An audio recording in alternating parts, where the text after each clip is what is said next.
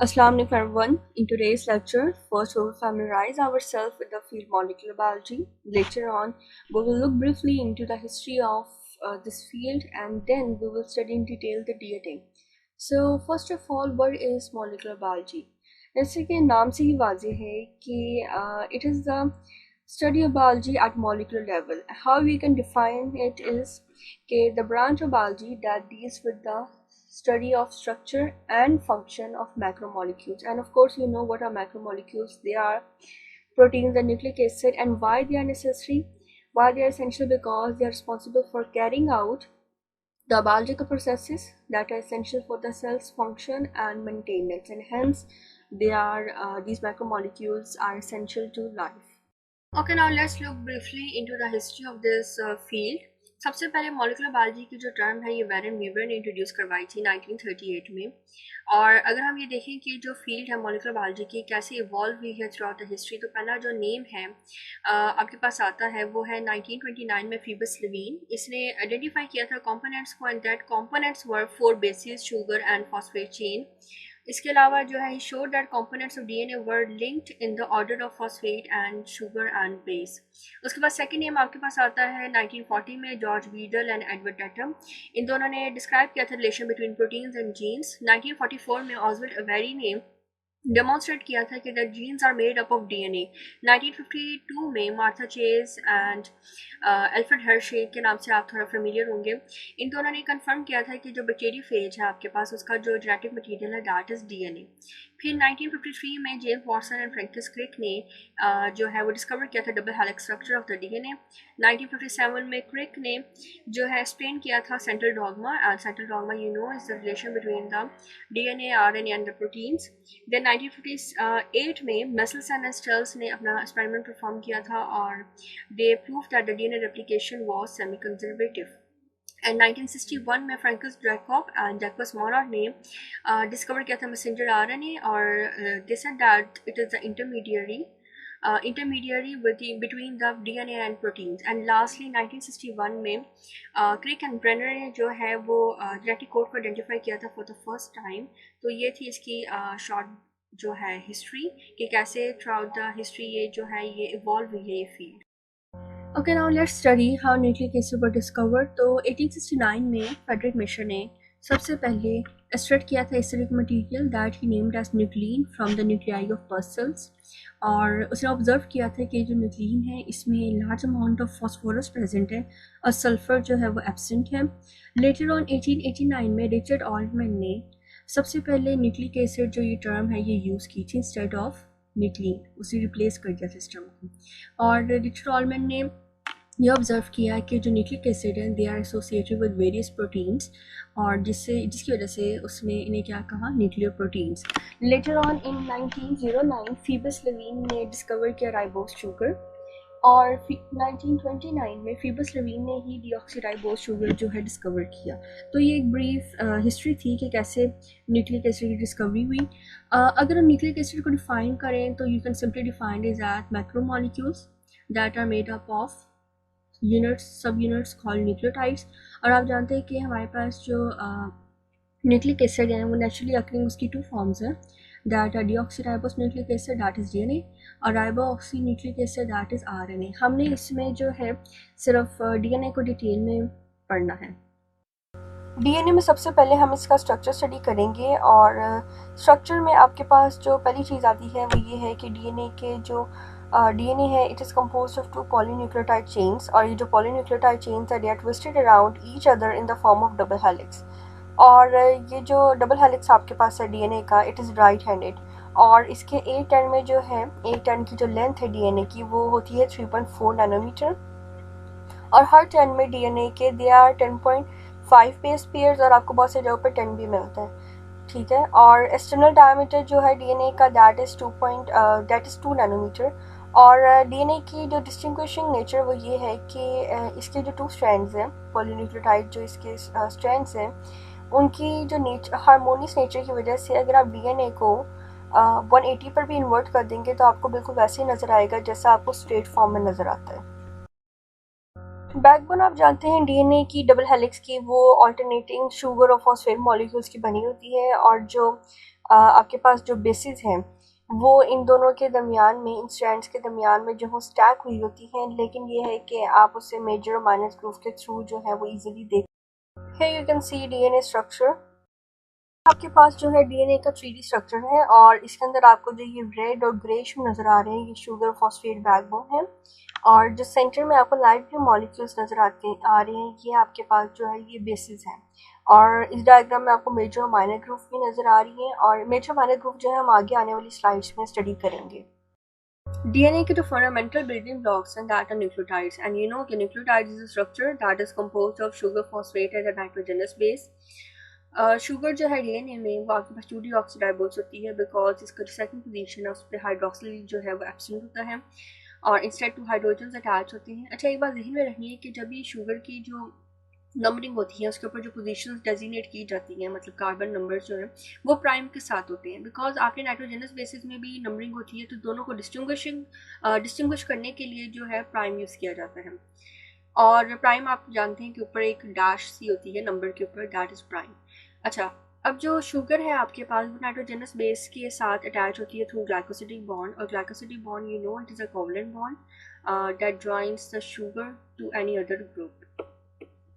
Here in the figure you can see how glycosidic bond is formed between a sugar and the nitrogenous base, और जो glycosidic bond है ये बनता है with the removal of water molecule। और अच्छा, ये जो glycosidic bond है ये बात ध्यान में रखनी है, ये it is formed between the carbon 1 of the sugar group, और जो नाइट्रोजनस बेस है आपके पास वो अगर तो आपके पास प्यूरीन है तो उसका नाइट्रोजन 9 होगा, और अगर आपके पास पायरीडीन है तो उसका जो है वो होगा नाइट्रोजन 1। न्यूक्लियोटाइड की तरह आपके पास एक और स्ट्रक्चर होता है न्यूक्लियोसाइड, एंड यू नो कि nucleoside is basically the combination of sugar and the base without the phosphate. जो न्यूक्लियोटाइड में आपका फॉस्फेट ग्रुप है वो अटैच होता है 5 कार्बन ऑफ शुगर मॉलिक्यूल। और जो अगर हम ये देखें कि कैसे 2 न्यूक्लियोटाइड एक दूसरे से अटैच होती हैं तो वो होती हैं थ्रू फॉस्फोडाइस्टर लिंकेज, और ये जो फॉस्फोडाइस्टर लिंकेज है ये बेसिकली बनता है कि 2 डीऑक्सीराइबोस जो आपके पास है एक न्यूक्लियोटाइड की उसके 3rd हाइड्रोक्सिल के दरमियान में, और जो सेकंड न्यूक्लियोटाइड है आपके पास उसके जो 5 हाइड्रोक्सिल पे फॉस्फेट ग्रुप अटैच होगा उन दोनों के दरमियान में बनते हैं फॉस्फोडाइस्टर लिंकेज, और इस तरह जो है ये चेन की फॉर्म में आपके पास न्यूक्लियोटाइड्स जो है वो आ जाए। Here in the figure you can see how phosphodiester linkages links the nucleotides। ये phosphodiester linkage की वजह से ही आपके पास जो है शुगर फॉस्फेट जो है बैकबोन बनती है, और इसके अलावा जो है ये phosphodiester linkage जो है ये क्या करता है, ये it imparts inherent polarity within the DNA strands। DNA की जो बेसिस है यू नो कि इनकी 2 फॉर्म्स होती हैं, प्यूरीन्स एंड पैराडीमीन्स। प्यूरीन का आपके पास जो है वो डबल रिंग स्ट्रक्चर है, जबकि जो पैराडीमीन्स है वो है सिंगल रिंग स्ट्रक्चर। और प्यूरीन्स जो है आपके पास है वो एडेनिन और ग्वानिन, और पैराडीमीन्स जो है वो है साइटोसिन और थायमिन। अच्छा, अब आपके पास जो नाइट्रोजनस बेसिस होते हैं दे एग्जिस्ट इन टॉटोमेरिक स्टेट्स, और अगर थोड़ा डिफाइन करें कि टॉटोमर्स क्या होते हैं, tautomers are basically isomers of a compound that differ only in the position of protons and electrons। आपके पास जो नाइट्रोजनस एटम्स अटैच होते हैं प्यूरीन और पाइरीमीन के साथ, इनके 2 फॉर्म्स होती हैं। Normally they exist an amino form, और rarely they take the configuration of imino. इसी तरह जो आपके पास ऑक्सीजन आइटम्स होते हैं ग्वानिन और थायमिन के साथ attach, normally they exist in keto form, और ओनली रियली जो है ये टेक द इनोल्ड कॉन्फिगरेशन। आगे हम एग्जांपल्स देखेंगे, उससे बात आपको ज़्यादा क्लियर होगी। In this slide you can simply see the structure of all the 4 bases। In this slide you can see how the tautomeric states of the nitrogenous bases exist। ऊपर आपके पास जो है वो साइटोसिन के एग्जांपल हैं, और नीचे आपके पास ग्वानिन के एग्जांपल है। साइटोसिन जो है वो आपके पास अमाइनो और अमीनो फॉर्म में एग्जिस्ट करता है, और जो ग्वानिन है it exist in keto and enol form. थोड़ा सा अगर आप देखें तो अमाइनो में जो है आपके पास NH2 ग्रुप होता है, जबकि इमीनो में आपके पास N डबल बॉन्डेड H होता है। इसी तरह कीटो जो है बेसिकली वो डबल बॉन्डेड जो है वो ऑक्सीजन है जो कि कन्वर्ट हो जाता है OH ग्रुप में। आपके पास जो इनोल ग्रुप है वो बेसिकली होता है OH। के जो दोनों स्ट्रेंड्स हैं उन दोनों को जो है कंबाइन किए हुए हैं, उन दोनों को they are held together through weak non covalent bonds that exist between the base pairs. और बेस पेयरिंग में आप जानते हैं हमेशा जो है वो एडेनिन हमेशा थायमिन से पेयर अप होगा, और ग्वानिन हमेशा साइटोसिन से होगा, और इसी बेस पेयरिंग की वजह से पोलैरिटी एग्जिस्ट करती है और लास्टली ये कि जो आपके पास डीएनए के दोनों स्ट्रैंड्स हैं ये इनकी ओरिएंटेशन होती है एंटी पैरेलल। डीएनए की जो कॉम्प्लीमेंट्री नेचर है आपके पास वो भी इसी बेस पेयरिंग की वजह से है, क्योंकि आप जानते हैं कि एडेनिन हमेशा थायमिन के साथ पेयर अप होना है जबकि गुआनिन साइटोसिन के साथ होना है एंड वाइस वर्सा। तो इसकी वजह से क्या होता है कि डीएनए में सेल्फ इंकोडेड करैक्टर आ जाता है कि अगर एक स्ट्रैंड है, फॉर एग्जांपल यहाँ पे एग्जांपल दी हुई है, एक स्ट्रैंड है आपके पास तो दूसरा स्ट्रैंड खुद ही जो है उसके ऑपोजिट जो है वो कंस्ट्रक्ट हो जाएगा। डीएनए में जो न्यूक्लियोटाइड्स आपके पास प्रेजेंट होते हैं वो एक दूसरे के साथ ज्वाइन होते हैं थ्रू हाइड्रोजन बॉन्डिंग। अगर हम देखें हाइड्रोजन बॉन्डिंग को तो ये वीक है as compare to covalent bonds, पर बिकॉज ये डीएनए में बहुत ज़्यादा अमाउंट में प्रेजेंट होती है तो ये डीएनए को स्टेबिलिटी दे देती है। अब हाइड्रोजन बॉन्ड जो है वो फॉर्म होता है between hydrogen atom and oxygen nitrogen atoms of the basis, ठीक है। जिस बेस का हाइड्रोजन एटम होगा वो होगा उसे हम कहेंगे हाइड्रोजन बॉन्ड डोनर, और जिसका जिसका बेस का जो है ऑक्सीजन नाइट्रोजन एटम होगा उसे हम कहेंगे हाइड्रोजन बॉन्ड एक्सेप्टर। एडेनिन और थायमिन के पास एक डोनर और एक एक्सेप्टर होते हैं, जबकि साइटोसिन जो है उसके पास एक डोनर और दो एक्सेप्टर होते हैं, और गुआनिन में आपके पास जो है वो एक एक्सेप्टर और टू डोनर होते हैं। अब आप जानते हैं कि जो एडेनिन है वो हमेशा बॉन्ड करता है थायमिन के साथ, जबकि जो आपके पास साइटोसिन है वो हमेशा गुआनिन के साथ बॉन्ड करता है। और इस जो स्पेसिफिक पेयरिंग को हम नाम देते हैं कॉम्प्लीमेंट्री बेस पेयरिंग। और इसी बेस पेयरिंग की वजह से क्या होता है कि न्यूक्लियोटाइड सीक्वेंस में कंसिस्टेंसी आती है। एडविन शार्गफ जो था उसने सबसे पहले मेथड डेवलप किया था for counting nucleotides in DNA sample, और उसने ऑब्जर्व किया, उससे डिस्कवर किया कि जो परसेंट ऑफ ए न्यूक्लियोटाइड्स है वो हमेशा इक्वल होती है percent of B T nucleotides, और इसी तरह परसेंट ऑफ जी न्यूक्लियोटाइड्स जो है it is always equal to the percent of C nucleotides. अब हम ये देख सकते हैं कि जो कम्प्लीमेंट्री बेस पेयरिंग है उसे हम एक्सप्लेन कर सकते हैं with reference to the hydrogen bonding between the donor and the acceptor, जो कि हमने पिछली स्लाइड में पढ़ा था ऑन द बेस न्यूक्लियोटाइड्स के ए जो न्यूक्लियोटाइड है वो हमेशा जो है वो टी के साथ करेगा बिकॉज दोनों के अंदर जो है एक डोनर और एक एक्सेप्टर प्रेजेंट है। इसी तरह जो सी और जी हैं वो आपस में जो है वो करेंगे बाइंड बिकॉज सी के पास जो है वो एक डोनर है और टू एक्सेप्टर्स हैं, जबकि जो जी है उसके पास जो है वो एक एक्सेप्टर है और दो डोनर हैं। Okay, now let's discuss major and minor groove. DNA में major and minor groove present होती हैं because of the geometry of the base pairs, और major groove का आपके पास एंगल होता है 240 डिग्री, जबकि minor groove का एंगल आपके पास है 120 डिग्री, और ये एंगल बेसिकली है between the glycosidic bonds. Major groove ज़्यादा important है because it is a site for DNA binding proteins and it is involved in replication and transcription, whereas minor groove जो है उसके अंदर जो है जो attach होते हैं वो it is a site for binding other small molecules. Here in the picture you can see the major and minor groove. Major groove, if you observe, it is broader, whereas minor groove it is narrower. Okay, now let's discuss major and minor groove in detail. Major groove आप ये diagram देख सकते हैं, इसमें ऊपर आपका GC pairing या नीचे एजी पेयरिंग है। नीचे आप एंगल माइनर ग्रूव का एंगल आप देख सकते हैं, it is smaller one between the glycosyl bond that is 120 degree, और जो मेजर ग्रूव का है एंगल है 240 degree because is larger one. हम डिस्कस करेंगे यहाँ पे एटी पेयर को। एटी में आपके पास ये जो मैं अब पहले जो है मेजर ग्रूव को डिस्कस कर रही हूँ वो है, उसमें फर्स्ट ए जो है it denotes hydrogen ion acceptor, then D is for hydrogen ion donor, then again A is for acceptor and M is for methyl group. Minor group को अगर हम देखें तो hydrogen ion acceptor, then hydrogen ion, and then again its hydrogen ion receptor. It was AT pair. Now let's see TA pair. We have first methyl group M in the major group, then hydrogen ion receptor, then we have D for hydrogen ion donor, and then we have A for hydrogen ion receptor. And in the minor group we have hydrogen ion receptor, then hydrogen ion, and then again hydrogen acceptor. तो अब यहाँ पे फ़र्क ये है, आपने देखा कि जो माइनर ग्रुप है वो सेम है दोनों में। इसका मतलब ये है कि अगर आप माइनर ग्रुप को देख रहे हैं you can not identify which pairing which base pairings pairs are these. Like आप ये आइडेंटिफाई नहीं कर सकते कि ये जो पेयरिंग है ये AT के दरमियान में है या TA के दरमियान है। लेकिन अगर आप ऑब्जर्व करेंगे मेजर ग्रुप को देन यू कैन आइडेंटिफाई कि ये पेयरिंग जो है आपके पास जो है AT के दरमियान में है या TA के दरमियान में, बिकॉज आप देख रहे हैं कि दोनों में जो है वो डिफरेंस है। यहाँ पे हाइड्रोजन एक्सेप्टर पहले है, यहाँ पे मिथाइल ग्रुप पहले है, इस वाले में जो TA पेयर है। सो इसलिए जो है आपके पास जो है मेजर ग्रुप वो ज़्यादा important. Okay, now let's discuss the different forms of DNA through X-ray diffraction. Studies, scientists has identified the three different forms of DNA that are A, B and C, and हम बारी बारी जो है इन तीनों forms को detail में study करेंगे। Watson and Crick ने जो आपके पास 1953 में जो डीएनए जो स्टडी किया था that was B form of DNA, और जो बी फॉर्म ऑफ डीएनए है it is the most common form of DNA, और ये राइट हैंडेड डीएनए है। इसके एक जो टर्न होता है उसके अंदर 10.5 बेस पेयर्स प्रेजेंट होते हैं, और एक जो टर्न है डीएनए का जो हेलिक्स का एक टर्न है उसकी लेंथ है 3.4 नैनोमीटर, ये हम पहले भी पढ़ चुके हैं।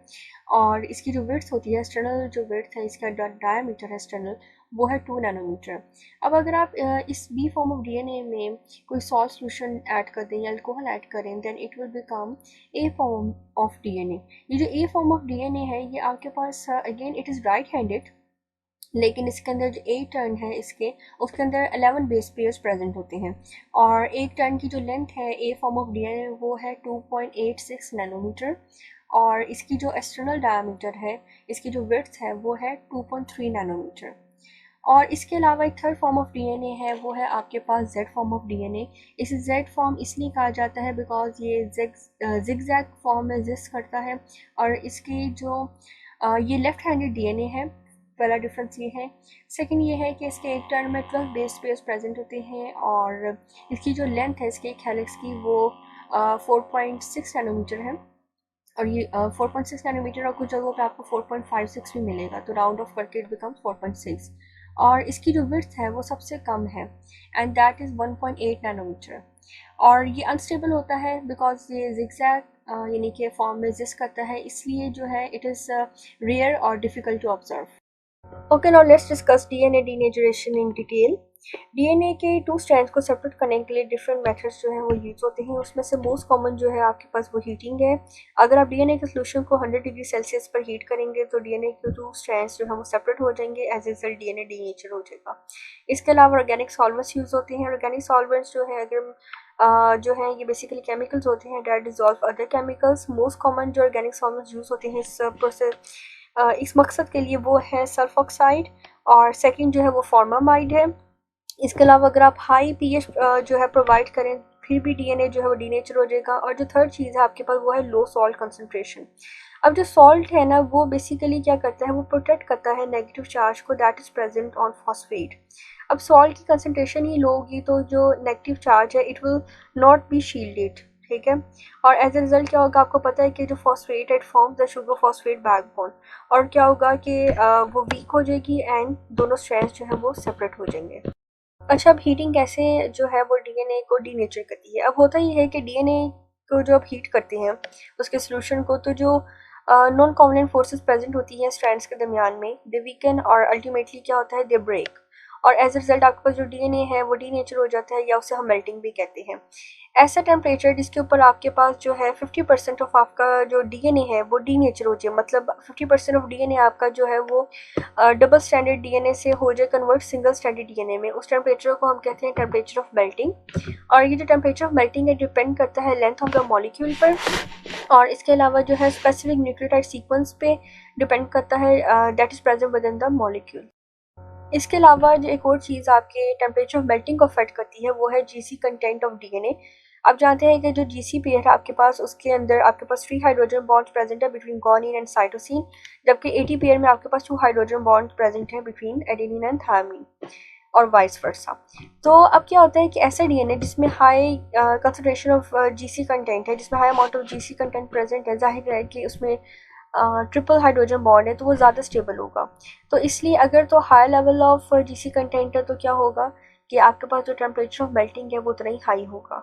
टेम्परेचर ऑफ मेल्टिंग को कैलकुलेट करने के लिए जो डिफरेंट इक्वेशंस हैं वो प्रेजेंट है, लेकिन इसमें से जो मोस्ट सिंपल है वो है वो प्रेजेंट की थी वॉलेस ने, और ये जो इक्वेशन वॉलेस ने प्रेजेंट की थी सूटेबल है for short strand of DNA जिसमें सिर्फ 14 to 20 बेस पेयर्स प्रेजेंट होते हैं, और ये जो है ये मोस्ट कॉमनली यूज़ होता है लैब्स में आपके पास। अब इसके अंदर क्या है, इसके अंदर ना 2 डिग्री असाइन कर दिया गया है टू 80 पेयर ईच, और 4 डिग्री असाइन कर दिया गया है टू जीसी पेयर ईच। अब क्या होगा आपके पास ये सामने आपको फॉर्मूला नज़र आ रहा है, temperature of melting is equal to 2 degree Celsius A plus T plus 4 degree Celsius G plus C, तो आपके पास आ जाएगा मेल्टिंग ऑफ टेम्परेचर।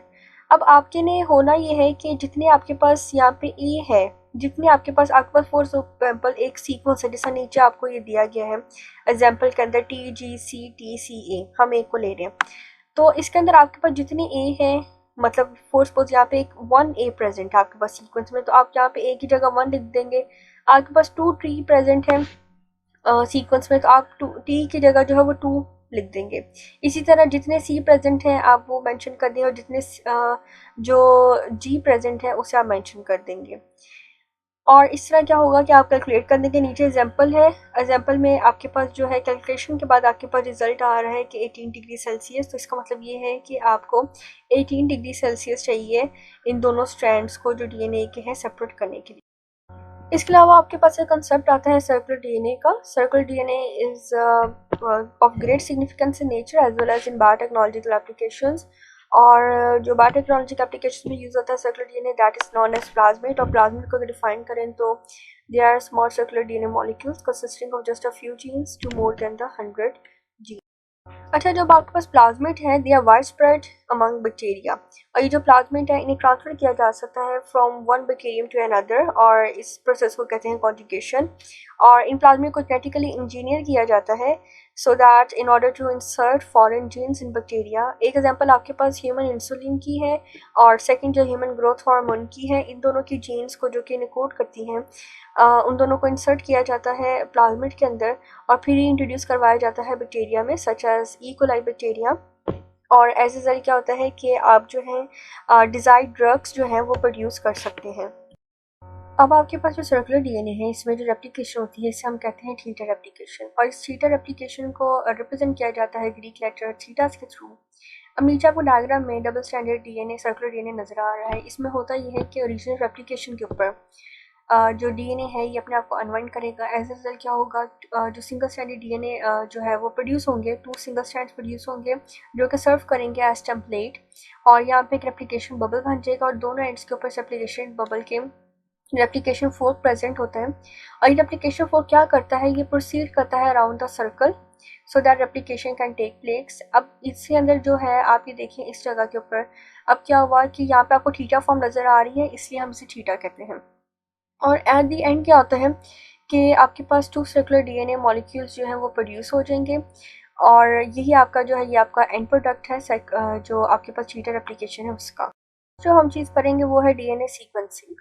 अब डीएनए जो सीक्वेंसिंग है, it is basically the process of determining the order of basis along the DNA strand. और आप जानते हैं कि जो सारे जो आपकी यानी कि information है that is required for the growth and development of organism, it is present in the DNA of a genome. So DNA sequencing जो है इसलिए fundamental है for genome analysis and understanding biological processes in general. Sequencing के लिए 1977 में 2 separate methods जो है वो इंट्रोड्यूस करवाए गए थे। और ये जो मेथड्स हैं ये हैं for large scale sequencing of DNA. इसमें जो फर्स्ट मेथड है वो क्लीवेज मेथड है, केमिकल क्लीवेज मेथड। ये इंट्रोड्यूस करवाया था AM मैक्सम ने और W गिलबर्ट ने। और जो आपके पास सेकेंड मेथड है वो है एंजाइमेटिक चेन टर्मिनेशन मेथड, और it was introduced by F Sengar. दोनों मेथड्स में से जो आपका ज़्यादा पॉपुलर है वो है सेंगर मेथड। इसके अलावा ये है कि इन दोनों मेथड्स को, जो केमिकल क्लीवेज मेथड आपके पास है, सेंगर मेथड, इन्हें एज अ बेस लेके और इसमें स्लाइड मॉडिफिकेशंस करके ज़्यादा जो है advance form of DNA sequencing method जो है वो इंट्रोड्यूस करवाए गए हैं। और एज अ रिजल्ट जो है ये पॉसिबल हो सका है कि हम जो है लार्ज स्केल ऑफ सीक्वेंसिंग जो है वो फिजिबल हो सकी है, स्पेशली ई कोलाई की कर चुके हुए हैं, यीस्ट की होगी भी है, और ह्यूमन जीनोम की भी होगी है। Okay, now let's discuss chemical cleavage method in detail. Chemical cleavage method जो है ये यूज़ होता है डबल स्टैंडर्ड डीएनए सैंपल्स में उनके लिए। और दूसरा ये है कि इसके अंदर जो है मॉडिफिकेशन की जाती है of basis in DNA followed by chemical base specific cleavage. और ये जो मेथड है ये यूज़ होता है for DNA fragments that contain up to 500 nucleotides. Okay, now let's discuss how this chemical cleavage method works. सबसे पहले तो वो डीएनए फ्रेगमेंट जिसे हमने सीक्वेंस करना है आप उसे आइसोलेट करेंगे और उसके 5 प्राइम एंड्स को लेबल कर देंगे रेडिएटिवली विद P32। उसके बाद आप इस फ्रेगमेंट को जो है कट करेंगे विद रिस्ट्रिक्शन एंजाइम, और रिस्ट्रिक्शन एंजाइम है मॉलिक्यूलर सीजर्स। और एज रिजल्ट क्या होगा, एक साइड का लेबल जो है रिमूव हो जाएगा। You can see that in the diagram. उसके बाद जो है आपके पास क्या आएगा, आप इस फ्रेगमेंट को डीनेचर करेंगे। डीनेचर हम पहले पढ़ चुके हैं कि denature is separation of 2 strands फिर आप क्या करेंगे, 4 identical samples you will take them, और फिर आप उसे एक्सपोज करेंगे टू डिफरेंट केमिकल रिएक्शंस, और एज रिजल्ट क्या होगा कि जो है केमिकल क्लीवेज होगा डिफरेंट केमिकल न्यूक्लियोटाइड्स, और जो है आपके पास 4 specific sets of chemical reactions present हैं जो कि सिलेक्टिवली कट कर देंगे आपके पास जो है डीएनए बैकबोन को, और अकॉर्डिंग यानी कि उस लिहाज से कि जिस तरह आप चाहते हैं। इस जो पूरा जो प्रोसेस है इसे कंट्रोल किया जाता है सो दैट कि सिर्फ जो आपका लेबल चेन है वो एक ही दफ़ा जो है वो ब्रेक हो। फिर आपके पास जो सब फ्रेगमेंट्स जो कि लेबल सब फ्रेगमेंट्स प्रोड्यूस होंगे उसमें जो आपके पास उसका एक एंड होगा उस सब फ्रेगमेंट का, उसके पास P32 लेबल प्रेजेंट होगा, और जो सेकंड एंड है उसके पास जो है वो होगा केमिकल क्लीवेज पॉइंट होगा एट द अदर एंड, और जो रिएक्शन प्रोडक्ट्स हैं उन्हें हम सेपरेट करेंगे बाय पॉलीएक्रिलामाइड जेल इलेक्ट्रोफोरेसिस, और ये सेपरेशन करता है through on the basis of size, और जो स्मॉलेस्ट जो है फ्रेगमेंट्स जाहिर बात है वो बहुत फास्टली जो है मूव करेंगे as compare to the large fragment. फिर जो आपके पास ये जो लेबल फ्रेगमेंट्स आते हैं जेल में उसे विजुअलाइज किया जाता है थ्रू ऑटो रेडियोग्राफी, और सीक्वेंस को रीड किया जाता है from bottom to the top में। आप देख सकते हैं कि जो केमिकल क्लीवेज मेथड है इसके अंदर जो है इस तरह जो आपके पास डिफरेंट सब फ्रेगमेंट्स हैं वो जो है साइज़ की बेस के ऊपर सेपरेट होते हैं। अब ये जो केमिकल क्लीवेज मेथड है इसके जो एडवांटेजेस हैं उसमें पहला एडवांटेज ये है कि इसके अंदर प्री मेच्योर टर्मिनेशन ही होती है सीक्वेंसिंग के दौरान, और एज रिजल्ट जो है डीएनए पॉलीमरेज जो है वो इजीली बाइंड कर सिंथेसाइज कर सकता है डीएनए को। उसके अलावा ये है कि सेकंड एडवांटेज ये है कि जो डीएनए है वो सीक्वेंस जो कि नहीं किया जा सकता एंजाइमेटिक मेथड के थ्रू, वो हम इसके थ्रू कर सकते हैं। डिसएडवांटेजेस में जो है पहला डिसएडवांटेज ये है कि ये मेथड वाइडली यूज़ नहीं होता। सेकंड डिसएडवांटेज ये है कि इसके अंदर आपको जो हैज़र्डस केमिकल्स हैं बहुत एक्सटेंसिवली यूज़ होते हैं, और साथ ही साथ रेडियो एक्टिविटी यूज़ होती है। दूसरा थर्ड ये है कि ये कम्प्लेक्स सेटअप है और टेक्निकल कम्प्लेक्सिटी इसमें प्रेजेंट है। फोर्थ ये है जो कि लास्ट है वो ये है कि इसके अंदर सिर्फ एनालाइज किया जा सकता है उन डीएनए फ्रेगमेंट्स को जिनमें सिर्फ 500 बेस पेयर्स हैं, उससे ज़्यादा के जो है वो आप एनालाइज नहीं कर सकते। जो नेक्स्ट मेथड है वो हम नेक्स्ट लेक्चर में पढ़ेंगे। इस लेक्चर के लिए सिर्फ इतना ही।